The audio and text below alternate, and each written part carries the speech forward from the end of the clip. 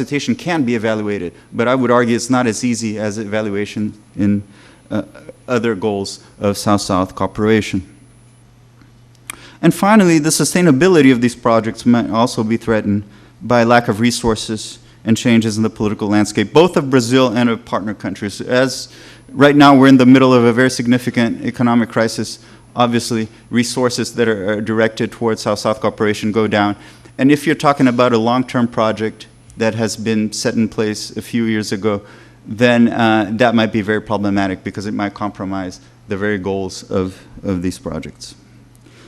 Let me briefly show you how Brazilian South-South cooperation in health has been channeled through international organizations and multilateral sources. So this is the expenditures with the Pan American Health Organization and the World Health Organization from 2011 to 2013.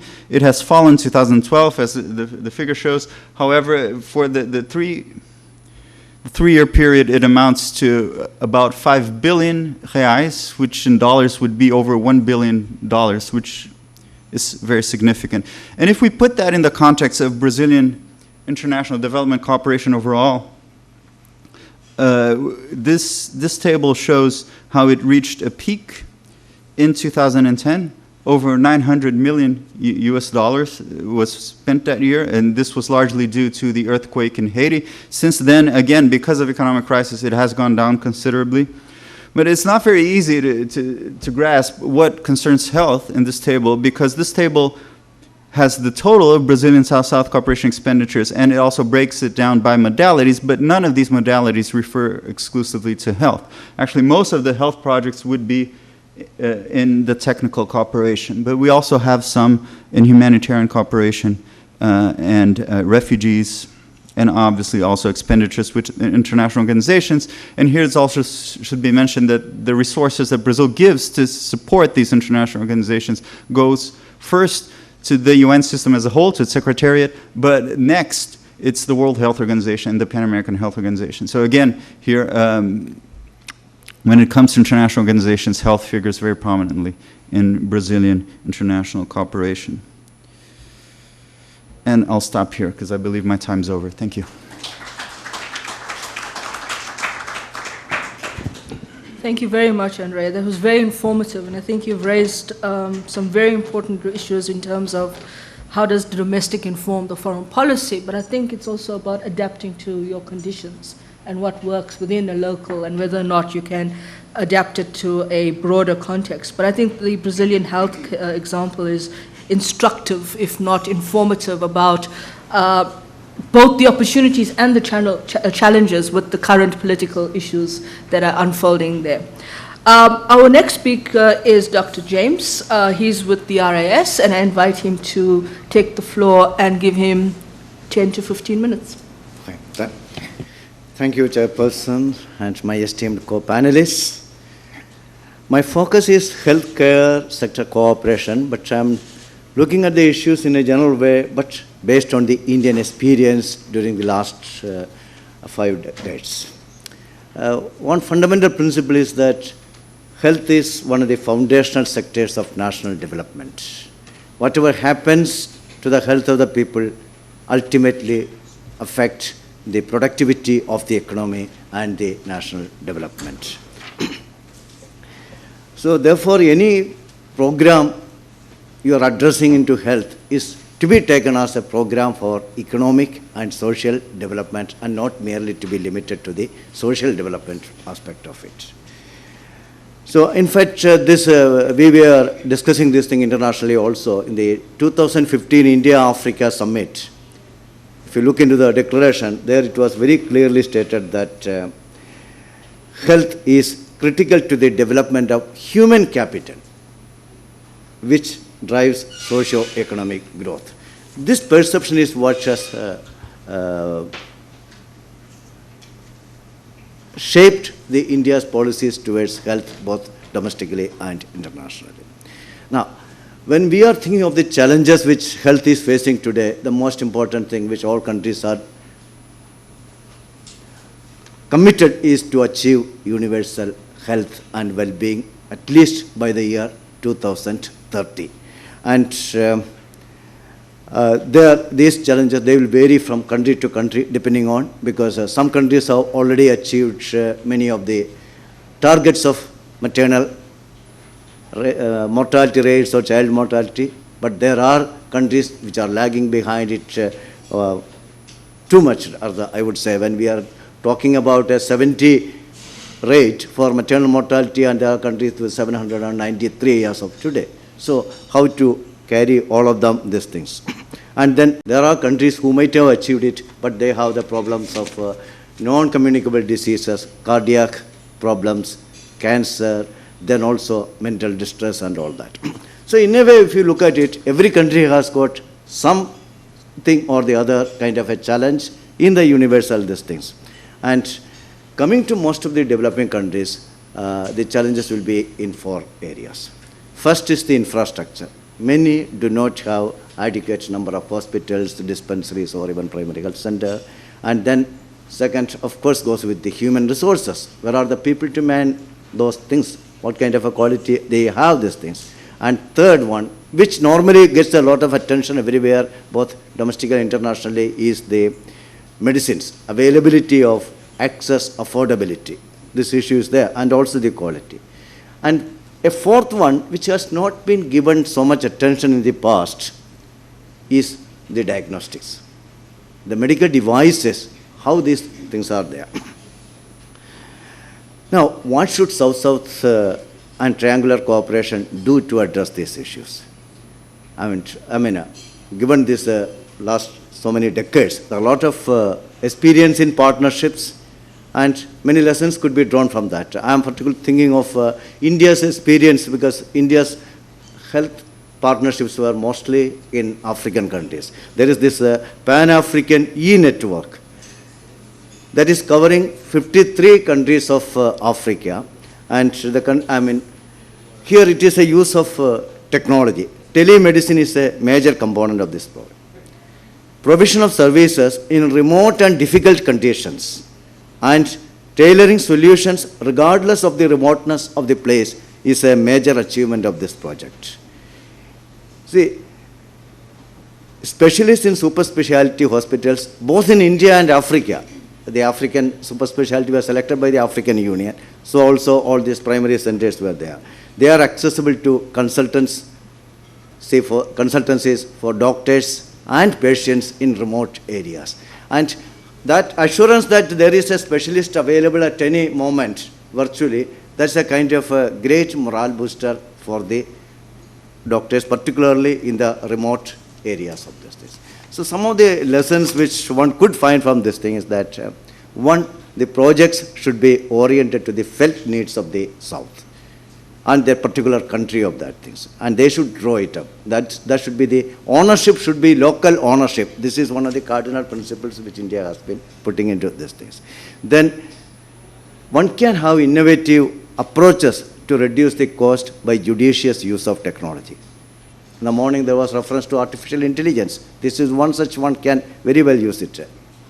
Never shy away from technology. Well conceived and properly implemented projects using high technology need not necessarily be costly. In fact, it would be mostly the other way if you take a long-term perspective of this thing.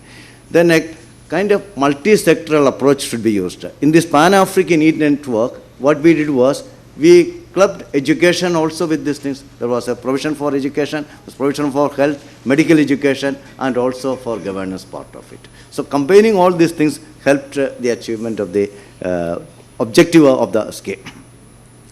Then another thing is how to build the local capacity. I will mention few examples of that thing in the subsequent these things. Then, of course, Andre mentioned about the issue of intellectual property rights. When we think of particularly access to medicines and other things, this poses major these things. You all know that in the TRIPS agreement, provisions were made, flexibilities are there, enabling developing countries and others to use any of those measures for public health these things. But when such measures are being used, what is happening is a lot of political and economic pressures are being exerted on those countries, maybe because of lobbying by the pharmaceutical firms and other things, and insisting that they stop it on that. Say, for example, I mean, the number of users of compulsory licenses you could see. So far, India has used it only once, Thailand once for 3 cases, and Brazil also once. That's all.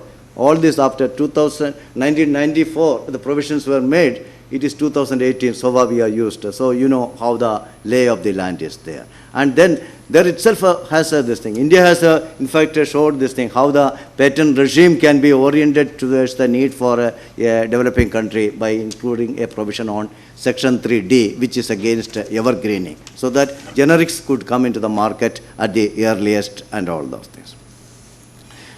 Then, of course, one major concern nowadays one finds not only in India but other countries also is that access to the latest technology, particularly in the field of pharmaceuticals. And this sector is now witnessing a major shift from this chemical-based drugs to biological pharmaceuticals. And most of the South lack the technology to develop these products and compete with the developed world. Some do not even have the capacity to absorb the technology. They can only import the products. So what can be done on this thing? There's need to develop this thing about it.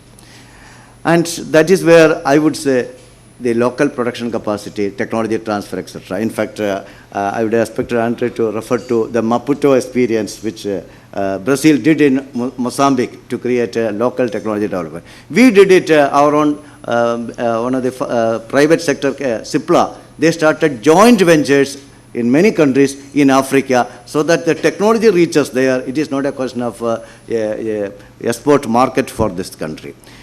Then, of course, one area where normally attention people don't pay much, but we have been paying is traditional medicine. We all talk about the modern medicine, but the traditional systems of medicine like India's Ayurveda or China's system of medicine, these are all well-established systems with their own separate pharmacopoeia and all that, and thousands of years. And the medical education itself is running into many years. It is not that just any hacker comes into and does it. So an appropriately integrated traditional system of medicine with modern healthcare can improve wellness of people and many a time reduce the cost of treatment. See, the main good thing with these systems is they are developed indigenously and they are more suited to the target population, both generally from a physiological angle, and they are also generally free from harmful adverse effects having been proven over centuries of use. Unlike the modern system where, for example, now we are finding the antimicrobial resistance. In fact, the latest target is how to overcome antimicrobial resistance. These are the systems which have been in operation for thousands of years, and this issue comes up in a few decades, antimicrobial resistance. So this is where how these systems can be integrated, what can the South do on these matters, that is something we will have to look into and brigade this thing. Now, coming to the conclusion, let me draw a few general lessons from the past experience and what we can do. One is draw up projects based on the felt needs of the locally felt needs. It's not in a, one size fits all, that will not. This is what the South has always been advocating, one size fits all will not go. Particularly in the WTO negotiations, this was the main call by the South. So here also we'll have to follow that pattern.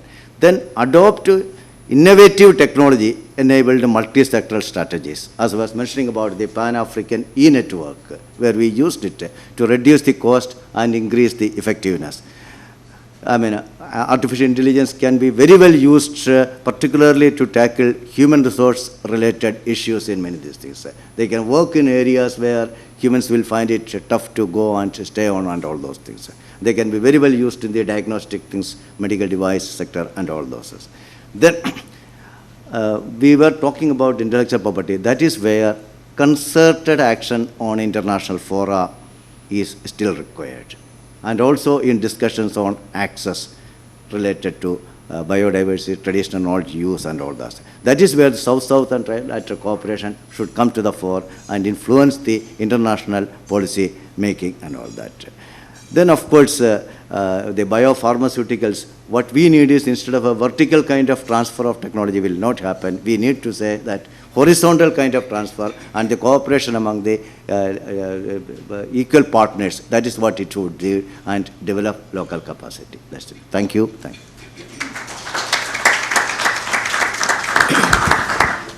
Thank you very much, Professor James. I think you've really sketched out a very comprehensive and insightful plan of how India deals with its health care cooperation. I particularly enjoyed the Pan-African E-Network as an example with Africa as an innovation.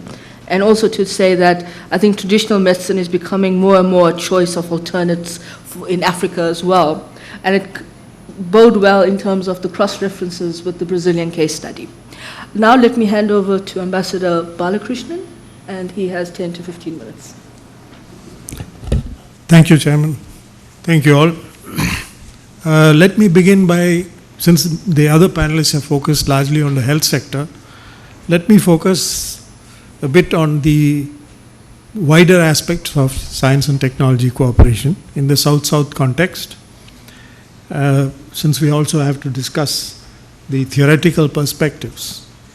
So what are the areas of importance in